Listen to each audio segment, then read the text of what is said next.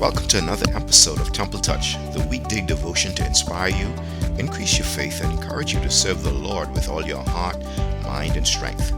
Today's lesson comes from Luke chapter 22, verse 31 to 32, which said, "And the Lord said, Simon, Simon, behold, Satan hath desired to have you, that he may sift you as wheat.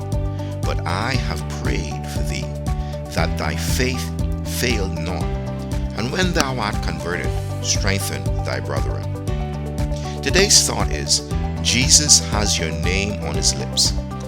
If no one has told you the truth about living a life pleasing in God's sight, a life in which you overcome temptation, walk righteously, and do that which is honest and pure before God, here is the real truth.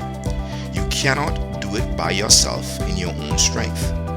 Willpower alone does not work. Positive thinking alone can't help.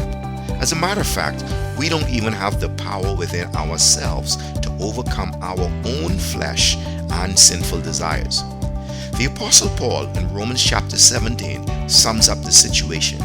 He said, "For I know that nothing good dwells within me, that is, in my flesh. I can will what is right, but I cannot perform it. I have the intention and the urge to do what is right, but no power to carry it out. For I fail to practice the good deeds that I desire to do, but the evil deeds that I do not desire to do are what I am ever doing." Paul then asked a question, and he said, "Who will release and deliver me from the shackles of this body of death?" He goes on and he answers that same question with these words, and he says, "Oh, thank God that he will, through Jesus Christ, the Anointed One, our Lord." In the passage of text today, Jesus' disciple Peter was strong-willed. He was arrogant, he was defiant, and so sure of himself. Yet in those moments of temptation and weaknesses that came during Jesus' final hours, Peter failed. His willpower gave out, and his positive thinking walked out of the door.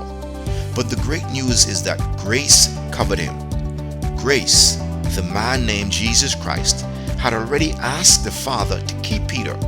So Peter was easily restored, even after his personal failure. Aren't you glad today that Jesus is still on the right hand of the Father, making intercession for you and me?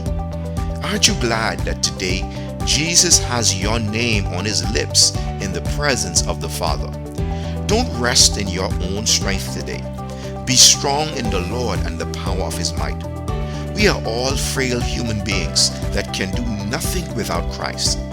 Confess to him today that you need him, and you will have victory by faith in the Son of God.